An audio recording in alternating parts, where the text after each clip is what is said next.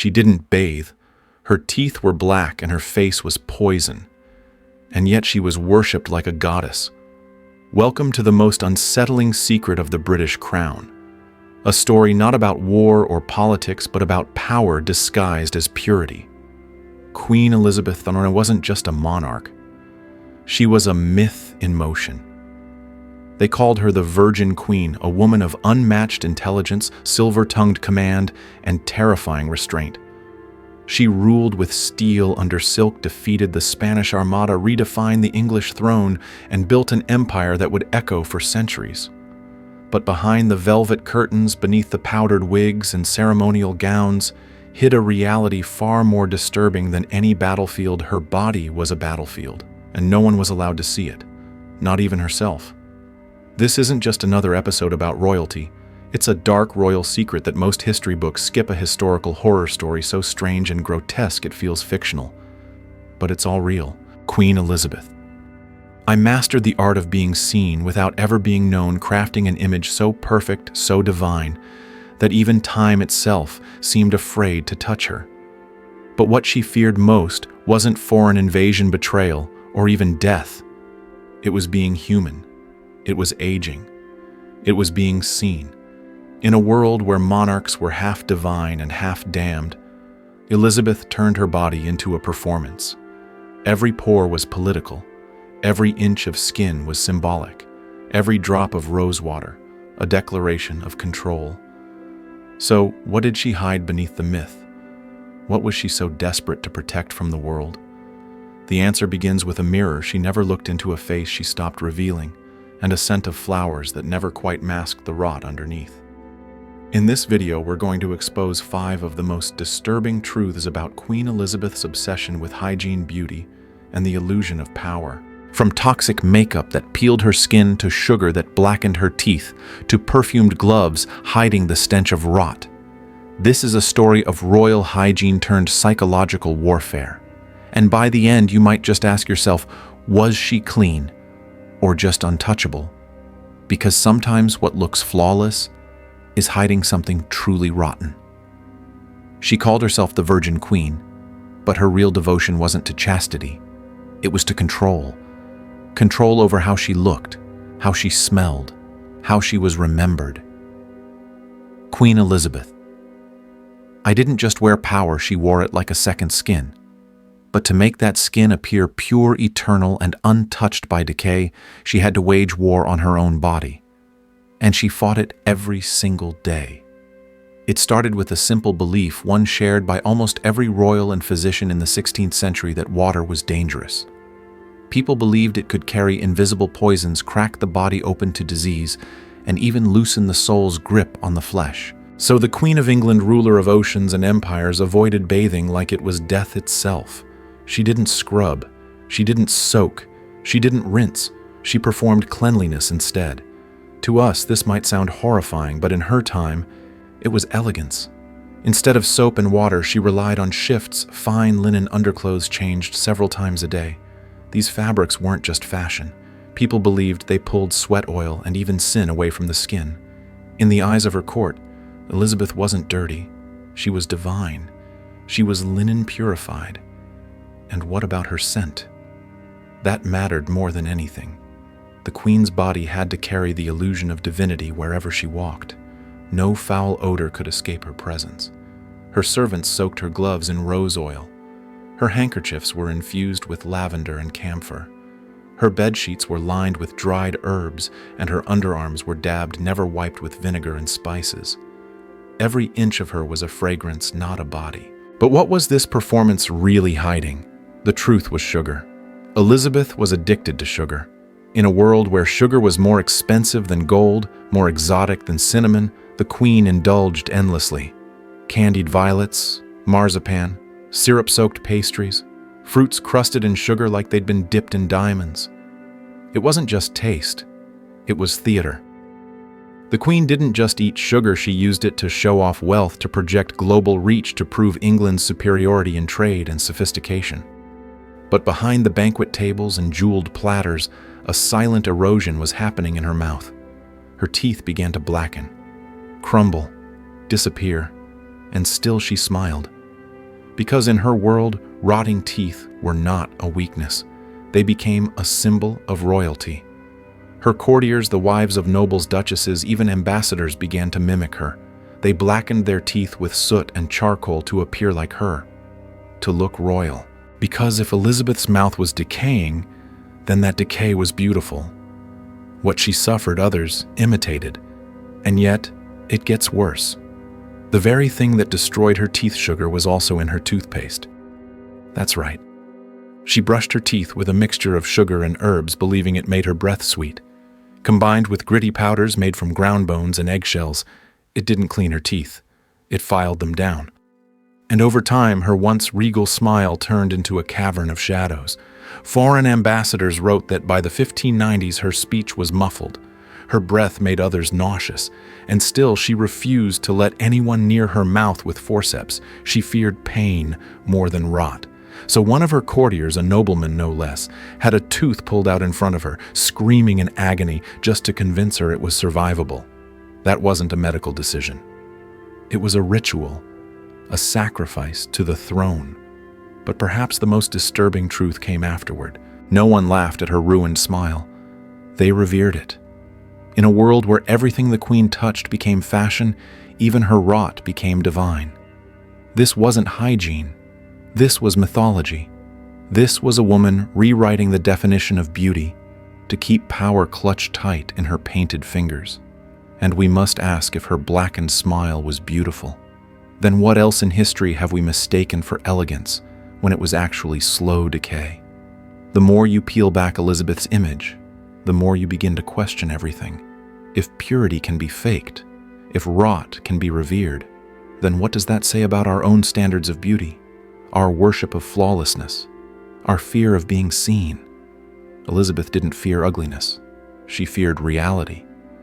And in that fear, she rewrote the rules of what it meant to be clean.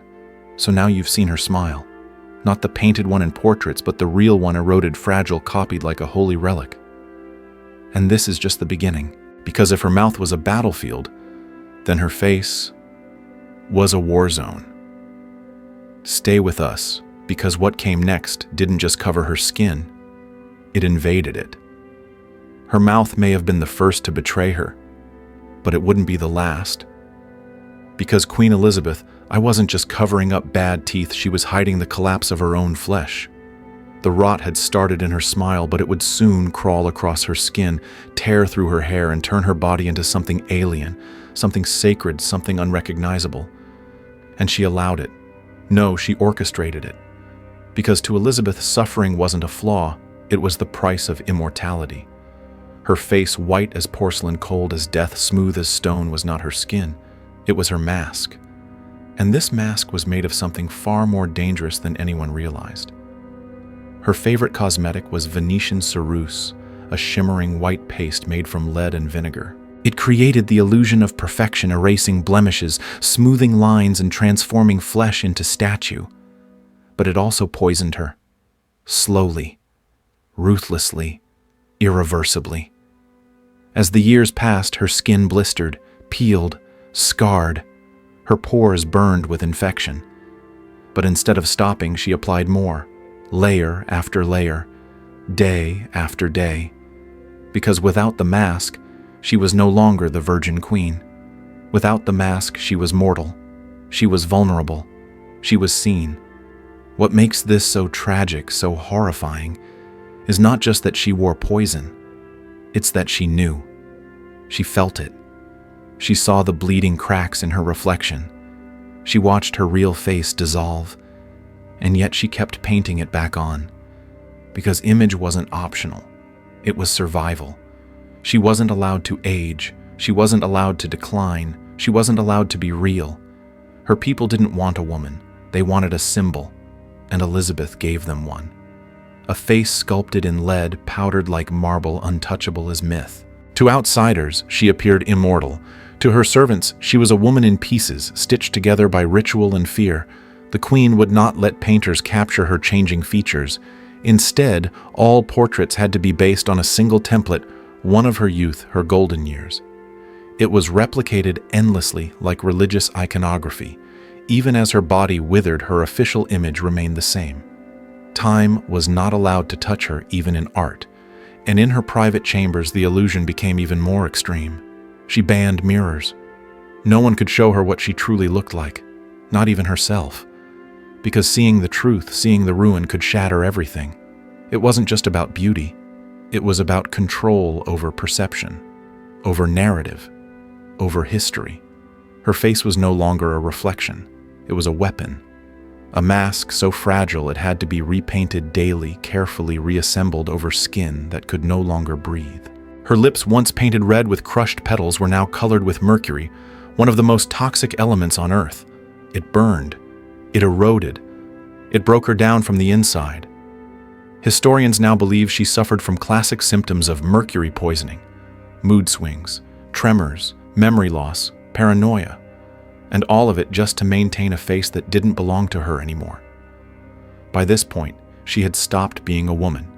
She had become her own statue, a monument to herself. And yet even statues crack. Even illusions crumble under the weight of time. But Elizabeth refused to crack.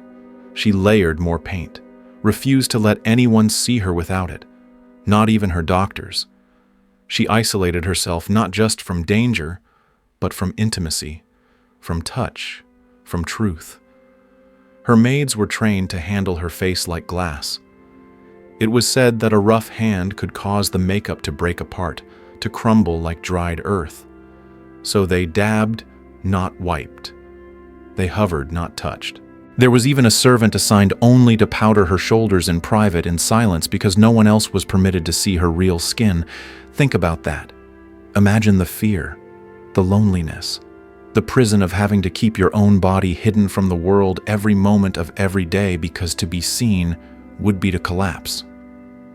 Elizabeth didn't wear makeup. She wore armor, and the war she was fighting was against herself. This was no longer about hygiene.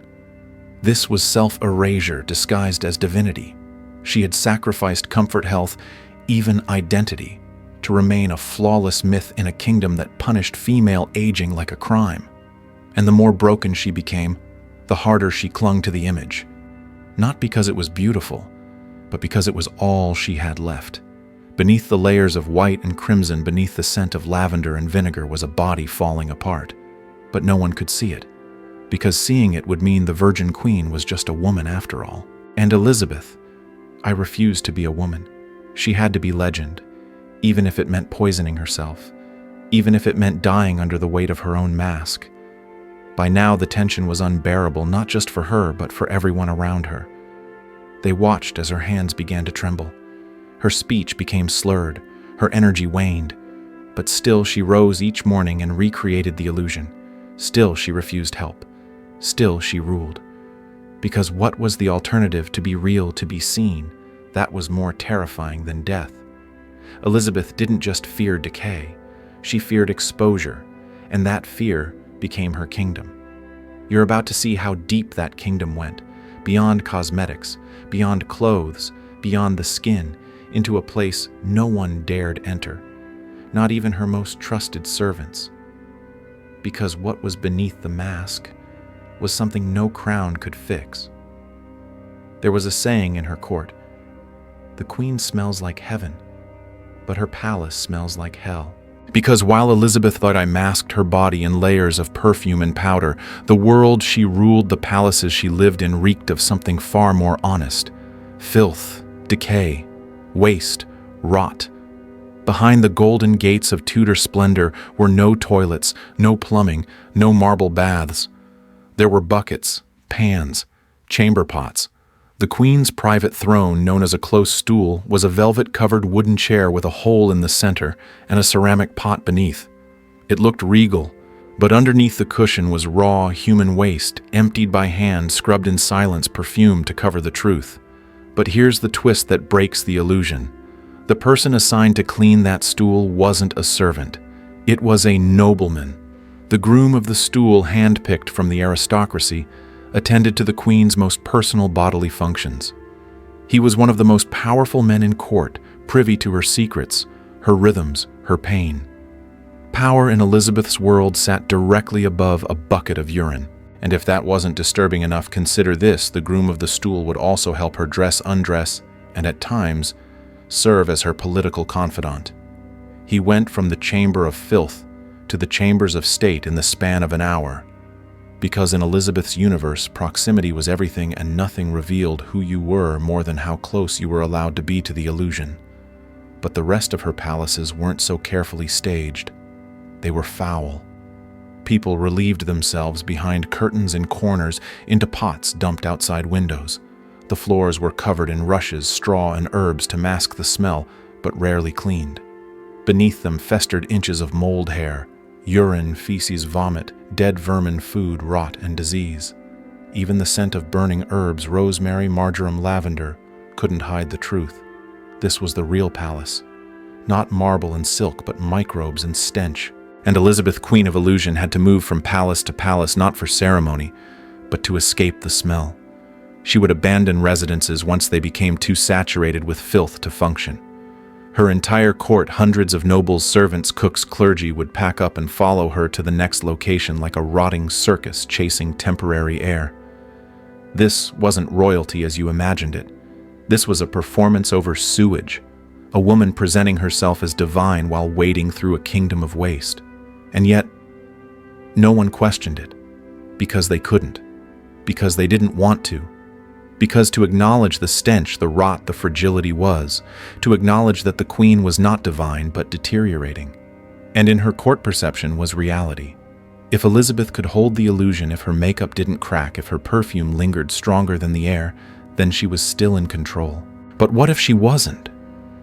What if the performance was no longer for others, but for herself?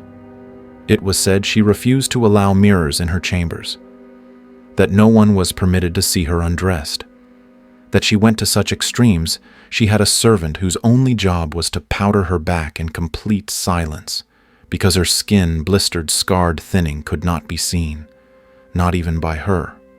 Her wigs grew heavier, her corsets tighter, her dresses stiffer. Everything she wore was designed to hide a truth too fragile to confront. Her real hair, thinned from poison dyed with bloodroot, stiffened with egg whites, had long since fallen out. Her wigs, auburn and ornate, sat atop a scalp too damaged to breathe. And still she smiled. Her face was no longer skin. It was chalk and chemicals. Her mouth no longer warm, but a crypt of sugar and rot. Her scent no longer natural, but a fog of deception. And still the portraits kept coming, painted from patterns, frozen in youth, ignoring the truth. She had become a walking corpse in royal regalia. But no one could say it, not even whisper it, because her power didn't come from reality. It came from the refusal to acknowledge it. She was not a person. She was a projection. A nation's fear of mortality, womanhood, and imperfection concentrated into one fragile painted icon. And here is where your belief breaks. Because if a woman can rot in front of 1,000 eyes and still be called beautiful, then beauty means nothing. Because if a palace can be filled with feces and still be called heaven, then what is cleanliness? Because if an entire kingdom agrees to a lie and calls it grace, then what else have we called noble that was simply well hidden? This is the part of the story that isn't history. It's a mirror. Because what Elizabeth did then we do now. Filters instead of face paint. Scented candles instead of herbs. Teeth-whitened skin. Smooth truth buried under content. We are living the Tudor illusion, just with better lighting. Elizabeth. I didn't just wear a crown. She wore denial and called it glory. She poisoned herself with every stroke of powder, every drop of mercury, every sweet bite that hollowed her bones, and the world cheered her on, because she made them believe that being seen was the same as being safe, that perfection was worth dying for, that silence was strength. But behind the silence was a scream she never let out, a scream made of broken teeth, blistered skin, and perfume-soaked shame. And when you finally hear it, you don't just feel pity, you feel fear. Because the lie didn't die with her. It lives in us. In her final years, ElizabethI no longer walked, she drifted, draped in jewels and silence powdered until unrecognizable she became a shadow of her own mythology, The woman who once burned with wit, danced with diplomats, and thundered with speeches now whispered behind curtains. Her hands, once elegant and commanding, trembled beneath gloves laced with perfume. Her face, once painted to perfection, had become so delicate, so brittle, that servants whispered it might crack if touched. And so no one touched her. Not out of reverence, but out of fear. Fear of breaking the illusion. Fear of seeing the truth. She no longer allowed mirrors. No longer allowed painters. She no longer allowed light. Candles were dimmed. Drapes were drawn. The queen lived in half shadow because full light might reveal what no one could bear to see, that the legend was collapsing. But collapse didn't come with a scream. It came slowly, quietly, in layers. Her body, poisoned by decades of lead and mercury, betrayed her inch by inch. Her memory faded. Her appetite vanished. Her skin blistered. Her teeth loosened. Her breath turned foul. And yet she still woke up each day to paint the lie back on. Because Elizabeth wasn't fighting death. She was fighting exposure. The moment the mask fell, the myth unraveled. The moment someone saw her as human, she was no longer a queen. And so she kept painting, kept perfuming, kept performing. Even as her body begged for rest, she refused to be real. She died not in glory, but in ritual, covered in white, surrounded by silence, still clutching the illusion. No one truly saw her in those last moments, not the woman beneath the makeup, not the girl who had once danced in gardens before the crown crushed her spine. She was buried a legend, not a person, and that is the tragedy. Because the world did not mourn Elizabeth Tudor. It mourned Gloriana, the myth, the goddess in pearls, the face that never aged, the voice that never broke, the symbol that swallowed the soul. The consequences of her choices did not end with her death. They echoed, they spread. Because Elizabeth didn't just teach a nation how to rule, she taught it how to pretend. Pretend that perfection is power, that aging is failure, that beauty is truth, that pain is weakness. And in doing so, she planted a sickness deeper than poison, the sickness of unreachable image. Long after her body turned to dust, the image lived on. In portraits, in tapestries, in school books, in the way we still speak of royalty today as if it were made of something cleaner, finer, untouchable. But the truth we've uncovered here won't leave easily. It lingers. It whispers. Because once you've seen the mask from the inside, you can never see it the same again. What is more terrifying, a queen with rotting skin or a world that calls her beautiful? What is more dangerous, poison on the face or a lifetime of hiding underneath it? Elizabeth's legacy is not just stained by mercury or sugar or rot, it is stained by silence. The silence of women who weren't allowed to age, the silence of servants too afraid to speak, the silence of history that dared not look behind the curtain. But today, we looked. And now you see it. The makeup wasn't vanity. It was armor. The perfume wasn't elegance. It was camouflage. The throne wasn't power. It was isolation. And the crown, it was heavy not just with gold, but with fear. So ask yourself honestly, was she clean? Or was she erased? Was she flawless? Or was she suffocating beneath a lie she could never wash off? We live in a world still obsessed with image. We filter our faces, whiten our teeth, hide our exhaustion behind highlight and blur. We sell perfection as safety. But behind every perfect face is a real one, tired, cracked, trembling to be seen. Elizabeth's story is not just Tudor history. It is our reflection, a warning, a haunting, a mirror held up 400 years later that still speaks to us through its silence. And if that makes you uncomfortable, it should. Because maybe the most terrifying part isn't what Elizabeth became, but how familiar it feels. Maybe we are all a little Elizabeth now.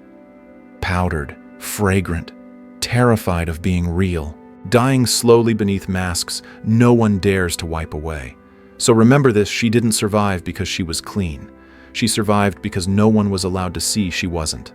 That's not royalty, that's captivity. And now that you know, you can't unknow it. You've seen behind the mask. You've smelled the perfume on top of rot. You've heard the silence that echoed louder than any trumpet of war. So tell us, what do you see now when you look at the face of a queen? So maybe the most dangerous legacy Queen Elizabeth left behind wasn't her power, but the fear of being seen. For centuries we've inherited that fear, disguised as etiquette, polished as beauty, repackaged as self-control. We've been taught to hide exhaustion behind smiles, insecurity behind filters, to bury what's human beneath what's presentable. But the truth is, no mask, no powder, no illusion will ever make you worthy, because you already are. The lesson isn't to reject beauty, it's to stop mistaking it for value. Your worth doesn't need a crown. It needs the courage to exist unfiltered. Elizabeth's life was a warning wrapped in diamonds. Don't become so perfect that no one can touch you. Don't live so clean that nothing real can grow. The world doesn't need more myths. It needs more mirrors, honest ones. And you? Maybe you've worn that mask too long. Maybe today is the day to set it down. Just for a moment. Just enough to breathe. And if this story made something inside you shift, if it left you with questions or chills or a silence you can't name, then talk to us. Leave a comment. Share what you see now. What image have you been carrying, and what would it mean to finally let it go? If this story stayed with you, save it. Share it. Don't lose the moment. Because stories like this aren't just history, they're mirrors. And maybe someone else needs to see what you just saw. And if you're the kind of person who wants more truths like this, raw, unsettling, beautifully human, subscribe. This is where we unmask the past, not to judge it, but to understand ourselves better. Because sometimes, the scariest thing we uncover in history is how much of it still lives inside us. So what will you do now that you've seen behind the mask?